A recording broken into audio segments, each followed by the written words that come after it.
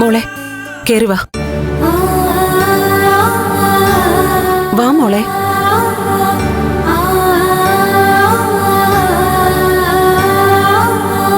നന്ദ, ഞാൻ മാപ്പ് തരുന്നതിലും പ്രധാനം നീ തെറ്റുകൾ തിരുത്തുക എന്നുള്ളതാ. അന്ന് ഇസബല്ലയോടൊപ്പം നിന്നെ കണ്ടപ്പോ ഞാൻ നിന്നോട് ചോദിച്ചതും വീട്ടിൽ പറഞ്ഞതും ദേവികയെ അറിയിച്ചതും ഒക്കെ നിന്റെ പോക്ക് ശരിയായ വഴിയിലൂടെ അല്ലാന്ന് തോന്നിയതുകൊണ്ടാ.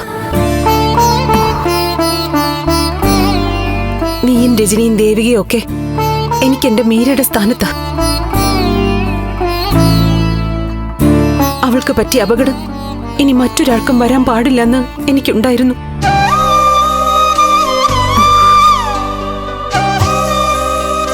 എനിക്കറിയാം ആന്റി, ഞാനിപ്പോ എല്ലാം മനസ്സിലാക്കുന്നു. കഴിഞ്ഞതിനൊക്കെ ക്ഷമയും ചോദിക്കുന്നു.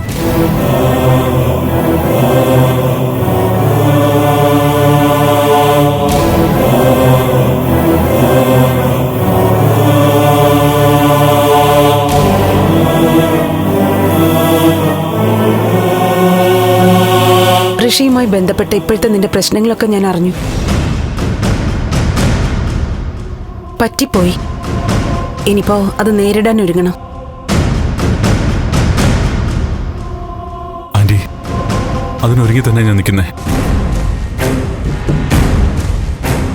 എന്റെ വീട്ടുകാരെ വിഷമിപ്പിക്കേണ്ടി വന്നതിലുള്ള സങ്കടം എനിക്കുള്ളൂ.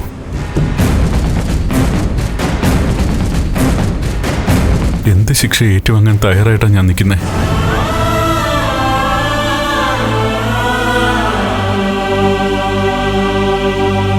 എനിക്കിപ്പം മറ്റെന്തിനേക്കാളും വിഷമം എന്റെ ദേവിയെക്കുറിച്ച് ഓർത്തിട്ടാ.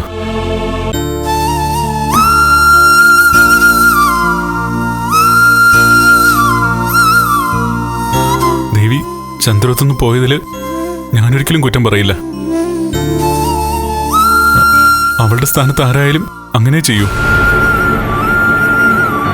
ഇതൊക്കെ നിങ്ങൾ തമ്മിൽ സംസാരിക്കേണ്ട കാര്യമല്ലേ?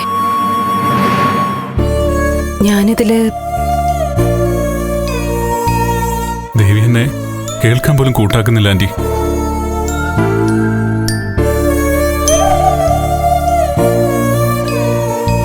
ഞാൻ എല്ലാം കേൾക്കുന്നുണ്ട് നന്ദു.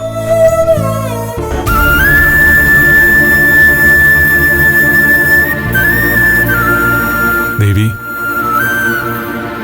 ഏത് സാഹചര്യത്തിലാണ് എന്റെ ഭാഗത്തുനിന്ന് അങ്ങനെയുള്ള വീഴ്ചകൾ വന്നു പോയെന്ന് ഞാൻ പറഞ്ഞു.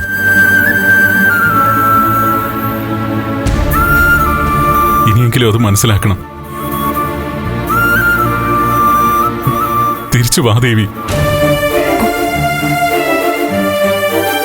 നന്ദു, നമ്മൾ തമ്മിലുള്ള കുടുംബകാര്യം സംസാരിക്കാനല്ല ഞാൻ വന്നത്. അതിപ്പോ എനിക്കൊരു പ്രധാന വിഷയവുമല്ല. ഋഷിയുടെ കാര്യത്തിൽ ഇനി എന്തൊക്കെയാ സംഭവിക്കാന്നത് ഇപ്പൊ അറിയേണ്ടത്. അതിലെന്നെ എന്ത് ചെയ്യാൻ പറ്റുമെന്ന് ആലോചിക്കണം. ദേവി, നീ എന്റെ കൂടെ വേണം, പ്ലീസ്. നീ വാ.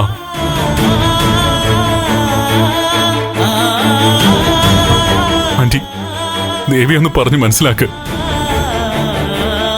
നന്ദു, ഇക്കാര്യത്തിൽ എന്നെ ഞാൻ തന്നെയാ ഓരോന്നും പറഞ്ഞ് മനസ്സിലാക്കുന്നേ.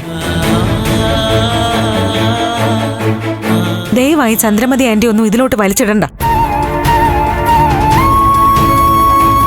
ആന്റി, ഞാൻ ഇറങ്ങാം. എന്റെ അച്ഛൻ ആശുപത്രിയിലാ. പോട്ടെ.